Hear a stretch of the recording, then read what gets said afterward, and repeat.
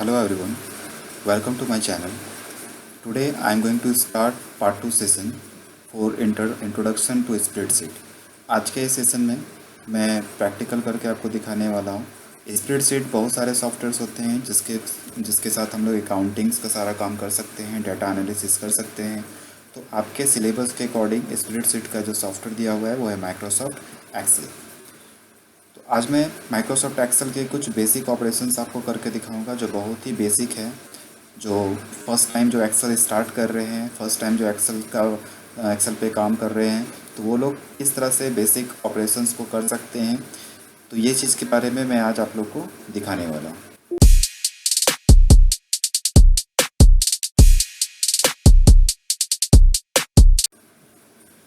जैसे ही हम लोग माइक्रोसॉफ्ट एक्सेल को ओपन करेंगे माइक्रोसॉफ्ट ऑफिस में जा करके, तो आपको कुछ इस तरह से विंडो आपको दिखेगा। ये फर्स्ट विंडो हो गया। आपको ब्लैंक वर्कबुक को चूज़ कर लेना है और जैसे ही आप ब्लैंक वर्कबुक चूज़ करेंगे ये वर्कशीट आपका ओपन हो गया। तो बाय डिफ़ॉल्ट आप जो वर्कशीट ओपन होता है वर्कबुक के अंदर वो 3 या 1 होता है। अगर आपके पास 2010 या उससे ओल्डर वर्जन है, पुराने वर्जन है, तो 3 वर्कशीट यहाँ पे दिखेंगे। अगर 2010 वर्जन से हायर वर्जन अगर आप यूज कर रहे हैं तो एक ही वर्कशीट आपको दिखेगा। तो इससे कोई मतलब नहीं है, एक वर्कशीट आपका सब में रहता है, चाहे किसी में 1 है या बाय डिफ़ॉल्ट किसी में 3 भी हो सकता है। सबसे ऊपर में आप देख सकते हैं वर्कबुक का बाय डिफ़ॉल्ट नाम बुक 1 होता है, वो यहाँ पे दिख रहा है। ये टाइटल बार है। टाइटल बार के लेफ्ट साइड में आपका क्विक एक्सेस टूल बार होता है जहाँ पे सेव का ऑप्शन दिया हुआ है, अंडू रीडू का है, और आप इस एरो पे जा करके इसका ऑप्शन को यहाँ पे ऐड कर सकते हैं या फिर रिमूव कर सकते हैं। जैसे मैंने मोर कमांड में मैं चला गया, सपोज दैट मैं क्विक एक्सेस टूल बार में न्यू का ऑप्शन देना चाहता हूँ, यहाँ पे आप ऐड कर लीजिए। ये देखिए यहाँ पे इस लिस्ट में जो भी आप क्विक एक्सेस टूल बार में रखे हैं वो यहाँ पे दिख रहा है। अगर आप किसी चीज़ को हटाना चाहते हैं क्विक एक्सेस टूल बार से तो आप उसको यहाँ से सेलेक्ट कर सकते हैं और यहाँ से रिमूव कर सकते हैं। तो मैंने सेव को रिमूव कर दिया है और न्यू को ऐड कर दिया है। ओके कर दीजिए। तो आप यहाँ देख सकते हैं आपका ऑप्शन यहाँ पे चेंज हो गया। राइट हैंड साइड में 3 विंडोज़ बटन होते हैं, क्लोज का, मैक्सिमाइज, मिनिमाइज का, और एक हेल्प का आइकन है। अगर आपको माइक्रोसॉफ्ट एक्सेल से रिलेटेड कोई हेल्प चाहिए तो आप यहाँ से हेल्प ले सकते हैं। टाइटल बार के जस्ट नीचे टैब्स होते हैं। इंसर्ट का टैब है, होम टैब है, पेज लेआउट का टैब है। ये सारे टैब्स दिए हुए हैं यहाँ पे। और जिस भी टैब को हम लोग क्लिक करते हैं उसका सारा ऑप्शन कमांड यहाँ पे ग्रुप के वाइज दिए है। देखिए यहाँ पे पेज लेआउट का टैब खुला हुआ है, इसमें थीम नाम का ग्रुप है। यहाँ से एक ग्रुप और दिया हुआ है, पेज सेटअप, ये आपका ग्रुप है। स्केल टू फिट, इस तरह से बहुत सारे ग्रुप्स होते हैं। और सारे ग्रुप्स के ऑप्शन को मिला करके जो लेफ़्ट टू राइट की तरफ जितने भी सारे ऑप्शंस होते हैं उस चीज़ को रिबन कहा जाता है। तो ये यहाँ से यहाँ तक इसका ये रिबन हो गया। This is called page layout ribbon. ये रिबन है। जस्ट लाइक दैट जब हम लोग होम टैब को क्लिक करते हैं, जब हम लोग होम टैब को क्लिक करेंगे तो यहाँ पे आप देख सकते हैं होम टैब का सारा ऑप्शन दिख रहा है और ये होम टैब का रिबन हो गया। This is the ribbon of home tab. तो हर टैब का अपना अपना रिबन होता है और उस रिबन में बहुत सारे कमांड होते हैं जिसको हम लोग एक्सेल शीट में यूज़ करते हैं। जब आपका रिक्वायरमेंट होगा तो उसको हम लोग यूज़ करेंगे। ये आपका this is called name box. ये नेम बॉक्स है।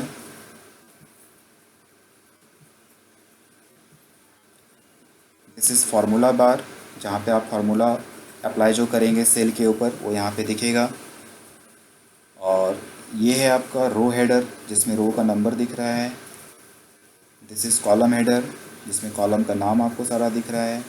और ये आपका टोटल जो है जिसमें आपको बहुत सारे ग्रिड लाइंस दिख रहे हैं, ये आपके हैं वर्कशीट।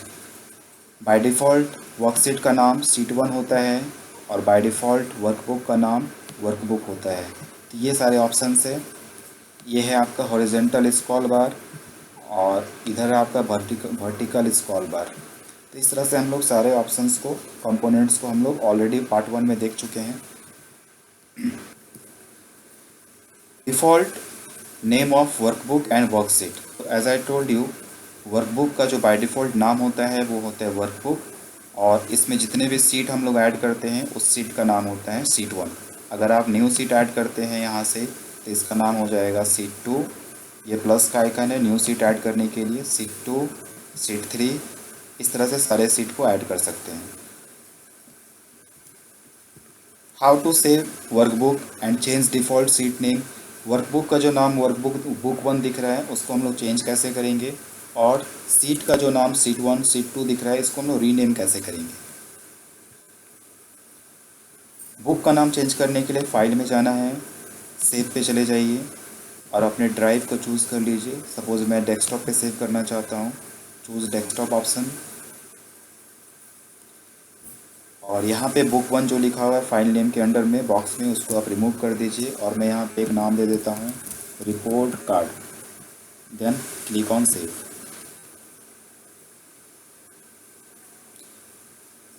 यू कैन सी यहाँ पे देखिए बुक 1 का नाम चेंज हो गया है और रिपोर्ट कार्ड नाम से आपका वर्कबुक का नाम फाइल सेव हो गया।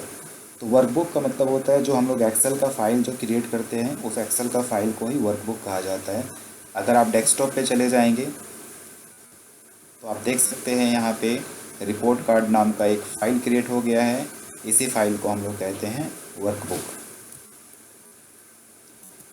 सीट का नाम चेंज कैसे करेंगे, बाय डिफ़ॉल्ट सीट का नाम सीट 1 सीट 2 होता है। राइट क्लिक करेंगे सीट के ऊपर, रीनेम का ऑप्शन आपको मिलेगा और यहाँ पे हम लोग कुछ भी नाम दे सकते हैं।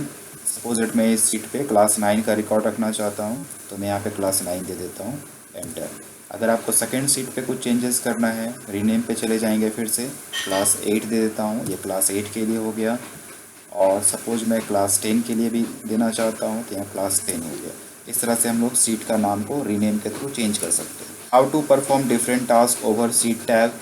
ये जो सीट अभी मेरे पास 3 सीट टैब दिख रहा है, इसके ऊपर हम लोग क्या क्या काम परफॉर्म कर सकते हैं।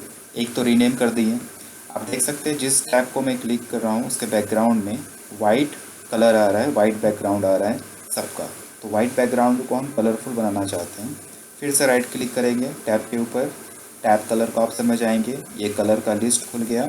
अब कलर हम लोग चूज़ कर लेंगे, बैकग्राउंड चेंज हो जा रहा है। इस तरह से सारे टैब के साथ हम कर सकते हैं। तो ये तो हो गया एक काम जो हम लोग टैब का कलर चेंज कर सकते हैं, रीनेम कर सकते हैं। अगर आप किसी सीट को डिलीट करना चाहते हैं तो डिलीट का ऑप्शन है, और अगर आप नया सीट ऐड करना चाहते हैं तो यहाँ पे सीट इंसर्ट का भी ऑप्शन दिया हुआ है, जो काम हम लोग प्लस के साथ यहाँ पे करते हैं। राइट क्लिक करने के बाद भी आप इंसर्ट कर सकते हैं।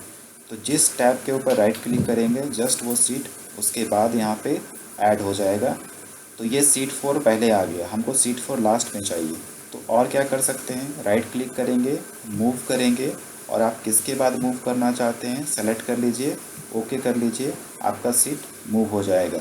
या फिर आप सीट के ऊपर लेफ़्ट क्लिक करके रखिए, यहाँ देखिए पॉइंटर चेंज हो गया, इसको आप जहाँ पे ले जाके ड्रैग कर देंगे, ड्रॉप करेंगे, आपका सीट का जो अरेंजमेंट है वो चेंज हो जाएगा। इस तरह से हम लोग किसी भी सीट का अरेंजमेंट को चेंज कर सकते हैं।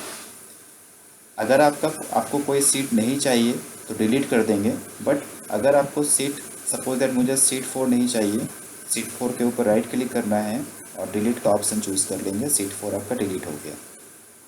हाइड भी कर सकते हैं, अगर डिलीट नहीं करना है लेकिन टेम्प्रेरी हमको दिखाना भी नहीं है तो हाइड ऑप्शन चूज़ करेंगे। तो देखिए क्लास 8 हाइड हो गया, राइट क्लिक करके अनहाइड ऑप्शन से फिर से उसको ला सकते हैं।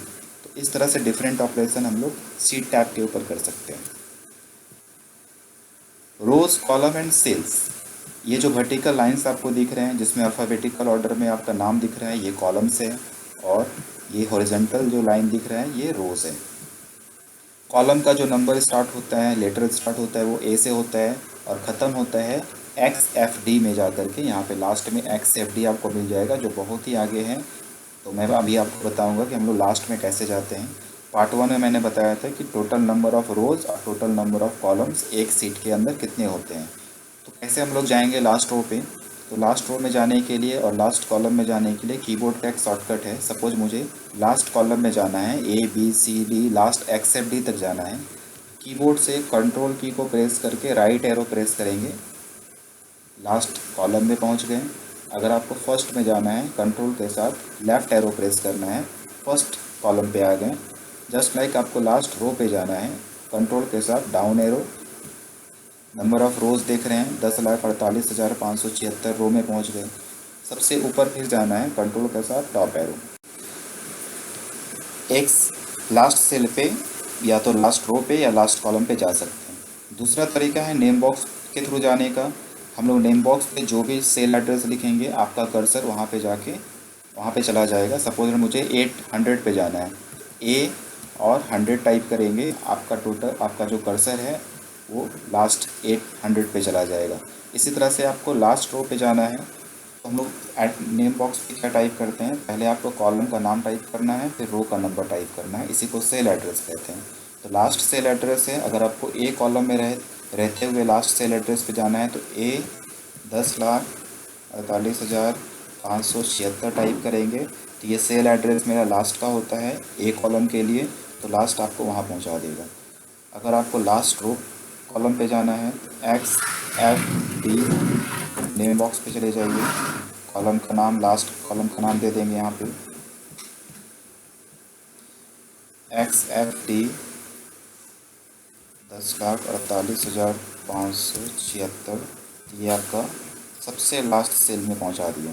अगर आपको फिर से फर्स्ट सेल पे जाना है, फर्स्ट सेल का एड्रेस नेम बॉक्स में टाइप कीजिए, फर्स्ट सेल एड्रेस का आ गया। इस तरह से हम लोग नेम बॉक्स के थ्रू भी नेविगेट कर सकते हैं। ये जो रो और कॉलम का जो इंटरसेक्शन पॉइंट होता है इस चीज़ को सेल कहते हैं। तो मैंने जो सेल पे सेलेक्ट किया हुआ है ये देखिए डी कॉलम पे है और ये 5 रो पे है, इसीलिए इसका सेल का एड्रेस है D5।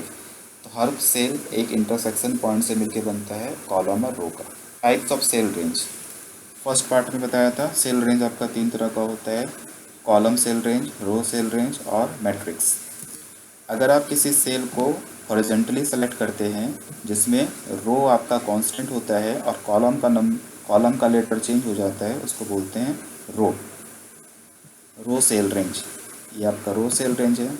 और अगर हम लोग किसी सेल को वर्टिकल सेलेक्ट करते हैं जिसमें आपका कॉलम का लेटर सेम होता है, कांस्टेंट होता है, बट रो नंबर चेंज होता है, इसी को कहते हैं कॉलम सेल रेंज। तो कॉलम सेल रेंज और रो सेल रेंज आप लोग को समझ में आ रहा है। चलिए मैं एक एरो मार्क के थ्रू आपको दिखाता हूँ।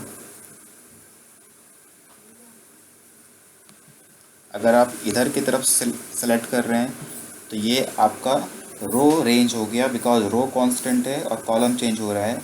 और अगर आप डाउन की तरफ सेलेक्ट करते हैं तो यहाँ पे आपका रो नंबर चेंज हो रहा है बट कॉलम कांस्टेंट है, इसको कॉलम रेंज कहते हैं।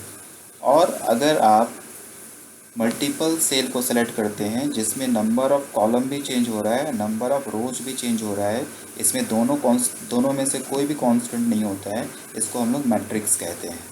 ये आपका मैट्रिक्स है। मैट्रिक्स का फर्स्ट सेल हो गया E8 और लास्ट सेल हो गया L19। तो इसका सेल एड्रेस कैसे लिखेंगे, तो फर्स्ट सेल एड्रेस लिखने के लिए हम लोग सेल का रेंज, अगर मल्टीपल सेल है तो सेल का रेंज पास करते हैं। तो सेल एड्रेस लिखने के लिए सपोज दैट इसका फर्स्ट सेल एड्रेस है E8, तो हम लोग यहाँ पे लिख सकते हैं E8। ये रेंज का ऑपरेटर है, कॉलन का साइन, और रेंज के ऑपरेटर का लेफ्ट साइड में होता है फर्स्ट सेल एड्रेस और राइट साइड में होता है लास्ट सेल एड्रेस। तो इसका लास्ट सेल एड्रेस है L19, तो मैं यहाँ पे L19 दे सकता हूँ, L19। इस तरह से ये सेल रेंज हो गया। इसका सेल रेंज अगर आपको लिखना है, इसका फर्स्ट सेल एड्रेस हो गया A1 से लेकर के J1 तक, A1 J1। इस तरह से हम लोग सेल एड्रेस इसका लिख सकते हैं। इस सेल एड्रेस में आप देख सकते हैं यहाँ पे कांस्टेंट हो गया 1, मतलब रो कांस्टेंट है और कॉलम A से J तक जा रहा है। बट इसका सेल एड्रेस अगर लिखेंगे तो इसका फर्स्ट हो गया A1 और लास्ट हो गया इसका A18। इसका सेल एड्रेस में आप क्या देख रहे हैं, दोनों में डिफरेंस क्या है, इसमें और इसमें डिफरेंस क्या हुआ। इसमें आपका कॉलम कांस्टेंट है लेकिन रो नंबर चेंज हो रहा है, इसमें रो कांस्टेंट है और कॉलम नंबर चेंज हो रहा है, इसलिए ये हो गया रो रेंज। और इसमें कॉलम चेंज नहीं हो रहा है, रो चेंज हो रहा है, कॉलम कांस्टेंट है, तो इसको बोलते हैं कॉलम रेंज। तो रेंज का काम क्या है, जब फार्मूला मैं आपको बताऊँगा तो उसमें आपको दिखाऊँगा कि रेंज का क्या यूज होता है। Navigation to the last cell of the sheet by the help of name box, ये मैंने अभी आपको दिखाया। नेम बॉक्स के थ्रू लास्ट सेल एड्रेस पे कैसे जाते हैं। Formula to find total number of rows and total number of columns. In a sheet. एक सीट पे टोटल नंबर ऑफ कॉलम कितने होते हैं, टोटल नंबर ऑफ रोज कितने होते हैं, इसको फार्मूला के थ्रू आपको देखना है। चलिए फार्मूला यूज़ करते हैं। ऐसे तो आप लोग को पता है टोटल रो नंबर आप कंट्रोल डाउन एरो से देख सकते हैं 10,48,576 है। बट अगर आप कॉलम का बात करें तो कॉलम नंबर पे नहीं होता है, अल्फ़ाबेट में होता है, तो ये नंबर इसमें पता नहीं चल रहा है। तो आपके बुक में नंबर लिखा हुआ है, तो नंबर आता कहाँ से है, तो वो नंबर आपको मिलेगा फार्मूला से। तो आपको रो और कॉलम के लिए फार्मूला यूज करना है। तो चलिए मैं रो कॉलम निकालने का फार्मूला आपको बताता हूँ। किसी भी तरह का फार्मूला अगर आपको यूज करना हो एक्सेल सीट में, तो पहले इक्वल टू साइन देना पड़ेगा। और जैसे ही आप फार्मूला टाइप करेंगे, तो फार्मूला टाइप करने के बाद जैसे मैंने सी लिखा है, तो सी से सारा फार्मूला का एक लिस्ट आ गया। तो इससे पता चलेगा कि फार्मूला जो आप टाइप कर रहे हैं वो सही जा रहा है। अगर ये लिस्ट नहीं आया, जैसे मैं सी टाइप किया, ये लिस्ट नहीं खुला, इसका मतलब फार्मूला वो काउंट नहीं हो रहा है, फार्मूला आप गलत लिख रहे हैं। तो आपको ध्यान देना है कि इक्वल टू का साइन होना चाहिए। COLUMN, देखिए कॉलम का दो फार्मूला है, एक कॉलम है एक कॉलम्स है। तो column number of column find करने के लिए कॉलम्स यूज करते हैं और ब्रैकेट स्टार्ट करेंगे। ब्रैकेट का मतलब होता है पैरेंथेसिस। फंक्शन में जो ब्रैकेट यूज करते हैं उसको पैरेंथेसिस कहा जाता है। इसके बारे में मैं डिटेल्स में बताऊंगा।